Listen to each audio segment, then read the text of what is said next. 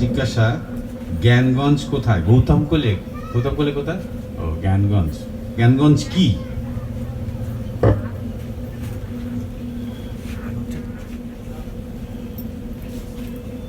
তিব্বতে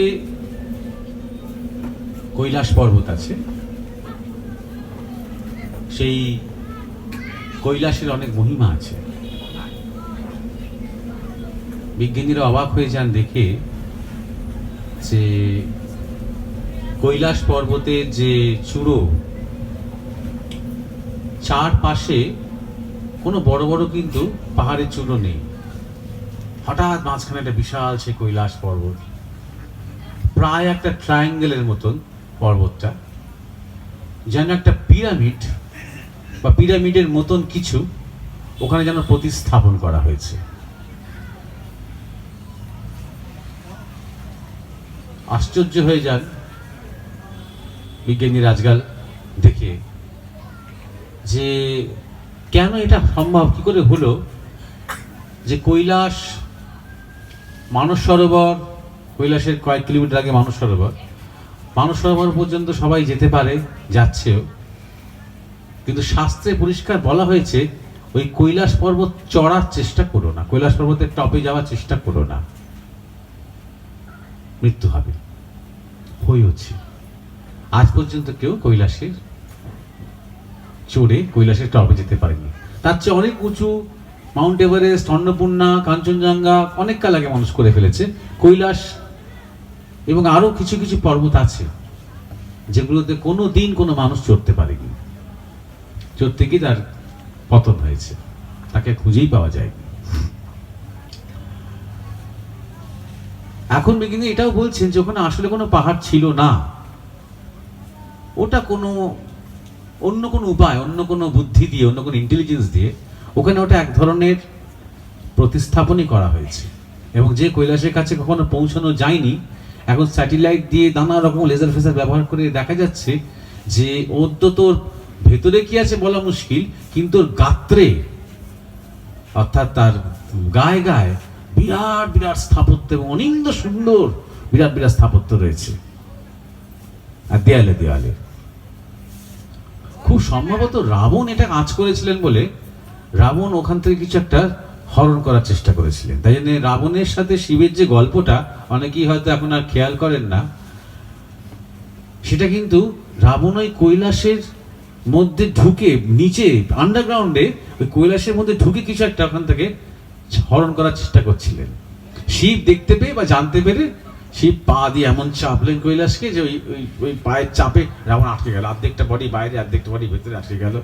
তখন সে ওই অবস্থাতে শিবের বন্দনা করতে আরম্ভ করলেন, তপস্যা করতে আরম্ভ করলেন, সাধনা করতে আরম্ভ করলেন। শিব তখন একটু ঠান্ডা হলেন, হলে রাবণকে তখন কিছু সিদ্ধি টিদ্ধি দিলেন, মানে শক্তি টক্তি দিলেন। রাবণ তখন শিব তপস্বী বলে নাম করে গেছে খুব, তাই জন্য। কিন্তু আসল ব্যাপারটা হচ্ছে উনি ওখানে কিছুটা, ওখানকার কিছু টেকনোলজি, ওখানকার কিছু জ্ঞান উনি চুরি করার চেষ্টা করছিলেন না জানিয়ে। সুতরাং ওখানে মানে কিছু আধ্যাত্মিক কিছু বা কিছু বিজ্ঞান ওর মধ্যে রয়েছে। অনেকে বলছে ওখানে অন্য গ্রহের প্রাণীদের কিছু ওখানে কার্যকলাপ আছে, যারা কল্যাণের জন্য আছে, যারা কোনো ক্ষতি করার জন্য ওখানে নেই, যারা এই সভ্যতার এবং এই মানুষের কল্যাণের জন্য ওখানে আছে। কারণ ওখানে অনেক কিছু হয়। এমনি যারা তীর্থযাত্রী যায়ও তাদেরও, ধরো তোমার 15 দিনের নখ যে হারে বাড়বে তার চেয়ে অনেক বেশি 3 দিনের মধ্যে সেরকম নখ বেড়ে যায়, 3 দিনের মধ্যে সেরকম চুল বেড়ে যায়, গোপদারি বেড়ে যায়, আর অনেক কিছু প্রতিক্রিয়া হয় মনের মধ্যে, শরীরের মধ্যে। ওখানে যারা একটু থাকে তারাই ওটা বুঝতে পারে।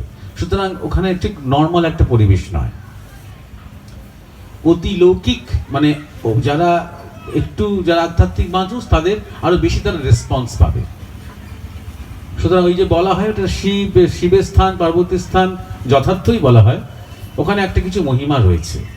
এবং এটাও অনেকে বলেন যে কেন এই কথাটা আমাদের পুরাণে বা আমাদের লোককথায় এত প্রচলিত হয়েছে যে শিবের কোনো মা বাবা নেই, বা শিবের বাবা কি, এইসব প্রশ্ন কেন করে। কারণ শিবের কোনো মা বাবা আসলে নেই। কারণ আদিযোগীর যে কনসেপ্ট, ধারণা, শিবের যে আদিযোগী রূপ, সেই শিবকে বলা হয় তিনি আসলে অন্য গ্রহ থেকে এসেছিলেন।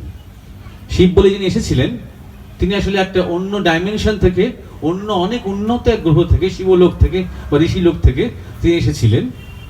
এই পৃথিবীকে জাগানোর জন্য, এই সভ্যতাকে জাগানোর জন্য, এরকম বলা হয়। সুতরাং কৈলাসে একটা মহিমা আছে। ওই কৈলাস থেকে আরো 4 দিনের তোমার উত্তর পূর্ব দিকে তুমি যাত্রা করো, নর্থ ইস্ট, তাহলে একটা গুপ্ত স্থান আছে, সেটাকে বলা হয় জ্ঞানগঞ্জ। আমরা বাংলায় বা সংস্কৃততে বলি জ্ঞানগঞ্জ, কিন্তু বিভিন্ন ভাষায় বিভিন্ন শব্দ রয়েছে। শ্যাংলি বলা হয় চাইনিজদের ভাষায়, শ্যাংরিলা বলা হয় তিব্বতী ভাষায়। এই জ্ঞানগঞ্জ কিংবা কৈলাস এগুলো শুধু হিন্দুদের কিন্তু নয়, শুধু শৈবদের পবিত্র স্থান নয়, বৌদ্ধদেরও পবিত্র স্থান। এবং কিছু কিছু চৈনিক যে ধর্ম, তিব্বতী যে তন্ত্রের ধর্ম, তাদেরও প্রচন্ড পবিত্র স্থান, জৈনদেরও খুব পবিত্র স্থান এই কৈলাস। তাই জন্য এই জ্ঞানগঞ্জের বিষয়টিকে নিয়ে শুধু ভারত আগ্রহী তা নয়, বা ভারতের লোককথায় বা ভারতের গল্পতে যা আছে তা নয়, এটা নিয়ে চাইনিজদের মধ্যে তুমুল আগ্রহ রয়েছে এই ব্যাপারটা নিয়ে। এবং জ্ঞানগঞ্জ এমনই একটা জায়গা যেখানে তুমি ঠিক স্থূলে পৌঁছতে পারবে না, কারণ তার উপস্থিতিটা ঠিক স্থূল নয়। জ্ঞানগঞ্জ বলা হয় যে জ্ঞানগঞ্জে তারাই পৌঁছবেন যাদের ডাক পড়বে। অর্থাৎ যদি কোনো কারণে কোনো সাধককে প্রয়োজন হয় ওখানে কিছু কাজ করবার জন্য, তাহলে সেই সাধককে জ্ঞানগঞ্জে ডেকে নেওয়া হয়। একমাত্র যখন ডেকে নেওয়া হয় তখনই তিনি পৌঁছতে পারবেন। এবং জ্ঞানগঞ্জে পৌঁছানোর নানা রকমের কাহিনী রয়েছে, গল্প রয়েছে। এবারে এক একজনের এক একটা অভিজ্ঞতা হতে পারে। নানা রকমের গল্পের মধ্যে কোনটা যে সত্যি বা কোনটা যে প্রকৃত অভিজ্ঞতা সেটা নিয়ে অনেক সন্দেহ আছে। তবে গোপীনাথ কবিরাজ মহাশয়, তিনি একজন বিরাট একজন দার্শনিক ছিলেন এবং আধ্যাত্মিক মহান মানুষ ছিলেন। তার গুরু ছিলেন যাকে বলা হয় গন্ধ বাবা, বিশুদ্ধানন্দ বলে তার নাম ছিল। তিনি জ্ঞানগঞ্জের মহাপুরুষ ছিলেন। তিনি জ্ঞানগঞ্জ থেকে ফিরে এসেছিলেন এই সাধারণ মানুষের মধ্যে।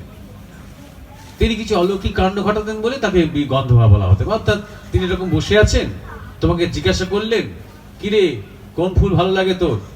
তুমি হয়তো বললে জুঁই ফুল। আচ্ছা বেশ, তাই কিছুক্ষণের মধ্যে দেখা গেল চারদিকে সব জুঁই ফুলের গন্ধ। এরকম তিনি করতেন বলে তিনি গন্ধ বাবা তার নাম ছিল। এসব অলৌকিক কাণ্ড করতেন। তা তার কাছ থেকে যেটা বোঝা যায়, এবং পরবর্তীকালে আরো অন্যান্য যারা মোটামুটি এসব নিয়ে আলোচনা করেছেন, যে জ্ঞানগঞ্জে বহু প্রাচীন সমস্ত ঋষি সাধু সন্ন্যাসীরা রয়েছেন। তাদের মধ্যে কারোর বয়স হয়তো 2500 বছর, কারোর 5000 বছর। এমনও আছে যারা কেউ কেউ কৃষ্ণকে দেখেছেন, বা বশিষ্ঠকে দেখেছেন, বা বিশ্বামিত্রকে দেখেছেন। আর তারা শুধু এমনি এমনি বসে নেই ওখানে, তারা ওখানে সূর্য বিজ্ঞান নিয়ে আছেন। সূর্য বিজ্ঞান মানে হচ্ছে যে আমাদের পৃথিবীটা যে শক্তিতে চলে, তার মধ্যে 5টা প্রধান শক্তি, 5টা প্রধান উপাদান। ক্ষিতি, অপ, তেজ, মরুত, বোম। এই ক্ষিতি, অপ, তেজ, মরুত, বোমের মধ্যে তেজ তত্ত্বটা নিয়ে ওখানে ফার্স্ট লেভেলে কাজ হয়, অর্থাৎ অগ্নি, সূর্য। মানুষের চিন্তা এবং ভাবনা এবং মানুষের উদ্যোগ এবং যা কিছু পরিবর্তন, সৌর্য, বীর্য, এগুলোর সাথে সূর্যের সম্পর্ক। এবং যা কিছু তোমার জগতে আমরা দেখছি, মাঠ ঘাট, ফসল, ফুল, ফল, যা কিছু দেখছি, সবই কিন্তু আমরা প্রধানত সূর্যের কাছ থেকেই পাচ্ছি।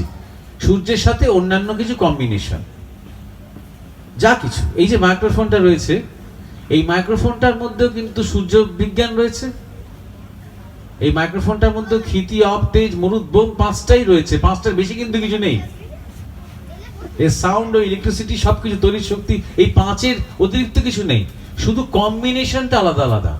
এই মাইক্রোফোনের থেকে এই জামাটার চরিত্র কিন্তু এই 5টা উপাদানেই, কিন্তু একটা কম্বিনেশনে মাইক্রোফোন, আর একটা কম্বিনেশনে এই জামাটা, আর একটা কম্বিনেশনে এই চশমাটা, আর একটা কম্বিনেশনে তোমার শরীরটা, আর একটা কম্বিনেশনে একটা ফুল, আর একটা কম্বিনেশনে একটা ডেড বডি যদি পড়ে থাকে। তোমার শরীর আর তার শরীর একই, ক্ষিতি, অপ, তেজ, মরুত, বোম, কিন্তু তার মধ্যে কিছু একটা আলাদা কম্বিনেশন হয়ে গেছে যেহেতু প্রাণবায়ু বেরিয়ে গেছে। হ্যাঁ, আর আমার একটা আলাদা কম্বিনেশনে আছে যেহেতু প্রাণবায়ুটা এখনো আছে। সুতরাং এইভাবে সূর্য বিজ্ঞানকে বা সূর্যের যে শক্তি আমাদের উপর কাজ করছে, তাকে কি করে ম্যানিপুলেট করা যায়, করে দিয়ে এই পৃথিবীতে বড় বড় ঘটনাগুলোকে নিয়ন্ত্রণ করা যায়। এইটা হচ্ছে জ্ঞানগঞ্জের প্রথম কাজ, ফার্স্ট কাজ, প্রাথমিক। এমনকি এতদূর আমরা শুনেছি গুরু মহারাজের কাছে যে প্রথম বিশ্বযুদ্ধ, দ্বিতীয় বিশ্বযুদ্ধ মতন বড় বড় ঘটনাগুলো সবই ওইখান থেকে নিয়ন্ত্রিত হয়। আমরা এটাও শুনেছি গুরু মহারাজের কাছে যে যখন কার কাছে গুরুর ডিপোজিট ব্যাংকের মতন রাখা থাকবে, গচ্ছিত রাখা থাকবে, এটাও জ্ঞানগঞ্জ থেকে নিয়ন্ত্রিত হয়। যেমন উনি বলেছিলেন গুরু মহারাজ যে স্বামী বিবেকানন্দ যখন শরীর ছাড়লেন 1902 সালে, তখন সেরকম জ্ঞানগঞ্জে কিছুক্ষণ আলোচনা চললো যে তাহলে ওর যে বিরাট শক্তি, এই পুরো জগৎকে ধারণ করার শক্তি, এই গুরুর শক্তি, এই গুরু শক্তি কার প্রতি ন্যস্ত করা যায়। তখন কিছুদিনের জন্য সেই শক্তি ন্যস্ত করা হয়েছিল মুর্শিদাবাদের লালগোলার বরদাচরণ মজুমদারের উপরে, যেটা কি অনেকেই জান না, কারণ তিনি একজন গৃহী ছিলেন, গুপ্ত যোগী ছিলেন। তার উপরে তার কাছে নেতাজি সুভাষচন্দ্র বসু গিয়েছিলেন, নজরুল ইসলামও গিয়েছিলেন, একজন মহান মানুষ ছিলেন তিনি। তো এইরকম ধরনের মেজর ঘটনাগুলো, মেজর সিদ্ধান্তগুলো জ্ঞানগঞ্জ থেকে নেওয়া হয়। এটা স্থূল লেভেলে। এবার জ্ঞানগঞ্জে একটা সূক্ষ্ম লেভেল আছে। সেই সূক্ষ্ম লেভেলে সেখানে তন্ত্রের পীঠস্থান, সেখানে মাতৃশক্তির উদযাপন করা হয় এবং সেখানে মানুষের মনের ম্যানিপুলেশন হয়। সূর্য বিজ্ঞানে মানুষের বুদ্ধি, চেতনা, উদ্যোগ, বিজ্ঞান এগুলো চেঞ্জ করা হয়, আর চন্দ্র বিজ্ঞানে মানুষের মনের পরিবর্তন করানো হয়। চাঁদের সাথে আমাদের মনের সম্পর্ক, সূর্যের সাথে আমাদের বুদ্ধির সম্পর্ক। অর্থাৎ আমি মানুষটা কি সরল, আমি মানুষটা কি বেশ মানে ভালো, সাদামাটা ভালো মানুষ, বুদ্ধি দিয়ে কথা হচ্ছে না, মানুষটা কেমন, স্বভাবটা কেমন, এটা চাঁদের সাথে সম্পর্ক।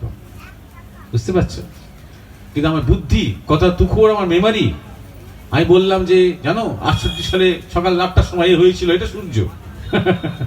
এই শক্তিটা সূর্যের শক্তি। কিন্তু তোমার একটু লেগে গেল, তোমার লাগলো করে তাড়াতাড়ি ছুটে ছুটে যাচ্ছি, তোমার জন্য একটুখানি ওষুধ টষুধের ব্যবস্থা করছি। এই যে মন, এটা চন্দ্রের সাথে সম্পর্ক। এই চন্দ্র বিজ্ঞান নিয়ে কাজ, মানুষের মনের এবং চেতনার পরিবর্তন করা। এটা হচ্ছে তোমার সেকেন্ড লেভেলে। এই ফার্স্ট এবং সেকেন্ড লেভেলের মধ্যেই ক্ষিতি, অবতেজ, মরুত, এই চারটে কমিউনিক হয়ে যায়। অন্তত 12 বছর তোমাকে সূর্য বিজ্ঞানের ট্রেনিং নিতে হয় ওখানে। আর লাস্ট স্টেজে সেখানে কোনো কাউকে, সেখানে যদি তুমি কখনো পৌঁছাও, প্রথমত শরীর নিয়ে পৌঁছাতে পারবে না, তুমি চেতনায় যদি সেখানে পৌঁছাও, সেখানে কোনো শরীর নেই, সেখানে শুধু বিন্দু রয়েছে। এগুলোকে বলে কারণ বিন্দু। এই কারণ বিন্দুতে শুধু আগামীর বিজ্ঞান প্রজেক্ট করা হচ্ছে। অর্থাৎ এই পৃথিবীতে, এই গ্রহতে আগামীতে এই মানব সভ্যতা কোন দিকে যাবে, তার কি বিজ্ঞান হবে। বিজ্ঞান মানে শুধু প্রযুক্তি নয়, বিজ্ঞান মানে অন্তরের বিজ্ঞান। তার দিশাটা কোন দিকে হবে, সেই ভাব তরঙ্গ ওই কারণ থেকে আসছে। সেখানে শুধু বিন্দু বিন্দু উজ্জ্বল নীলাভ আলো সেখানে রয়েছে। এই পুরো 3টে ডাইমেনশনের অবস্থাই কিন্তু স্থূল চোখে দেখা যাবে না।